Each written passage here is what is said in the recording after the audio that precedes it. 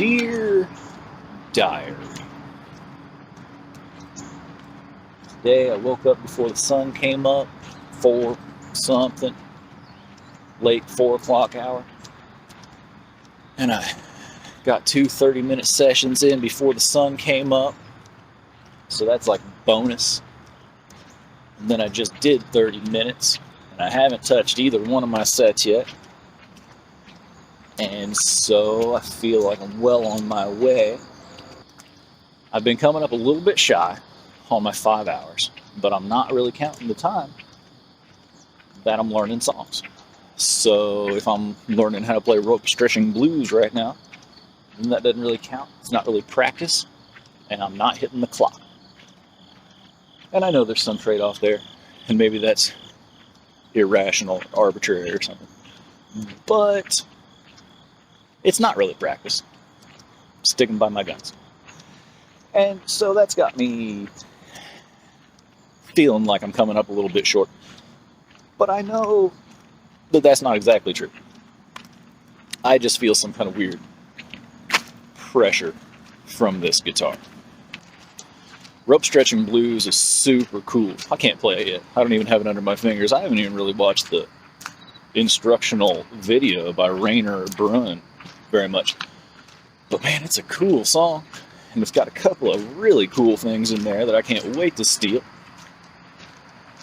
And so that is a really, really great motivating thing for me, just because I love that Blind Arthur Blake Rope Stretching Blues.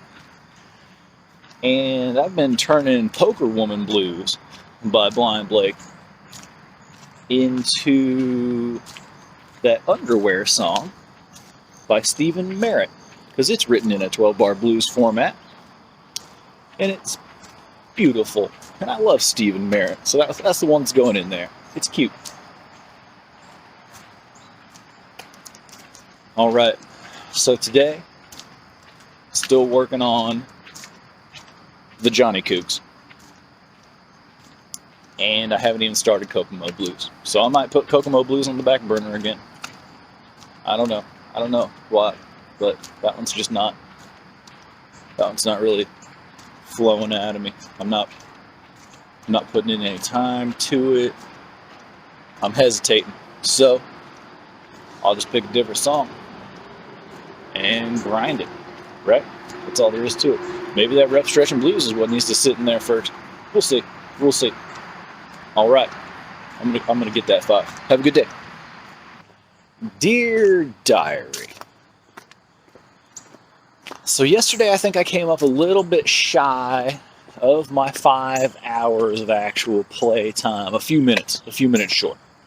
Today, I'm a couple hours in, and it's still early. I have every intention of hitting my 5 today.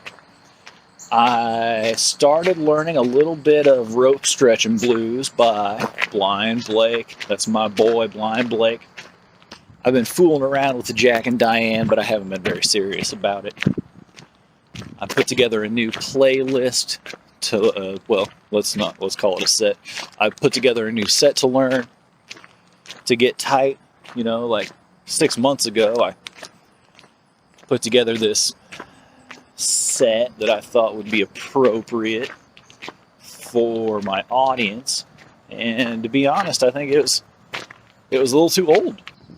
Yesterday, on a very positive note, I was able to catch the first glimpses of a technique that I've been working on for a little minute, and that's really exciting. To hear the glimpses of what that technique's going to be like when I can really do it. Stuff like that always keeps me really good and motivated, even though I know it's going to be a minute before it's locked in and useful and I can just throw it into something. I know I'm on the right path. Right now it's pound, thumb, index, pound, thumb, index. It would be dope on a bass, I'll tell you that much. Maybe I'll get one of those U-bass things that sound so fat. And so between that and Rope Stretching Blues, I'm pretty hyped, man. Super hyped. The new set that I'm learning is all Indiana songs, obviously. You got your No Rain, you got your Wish I Had a Girl Who Walked Like That. You got some Michael Jacksons. You got some Broad Ripple is Burning by Richard Edwards. It's a fun set. I played through it earlier. It's not nearly as, let's say, tricky as the Cole Porter stuff, obviously. But I still think it's important stuff to learn. And they all got their little tricks. They're all hits. You know what I mean? I'm going to go hit my 5. You have a good day.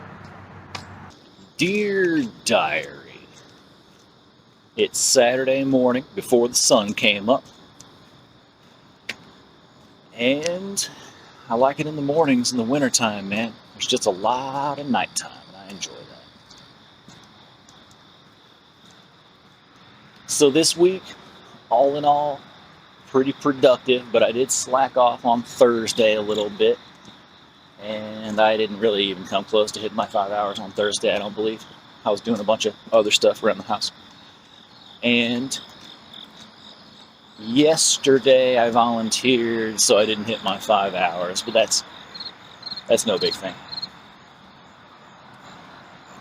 Playing so much, I've been feeling the difference in my hand. My left hand feels, I don't know, stronger, tougher, more durable.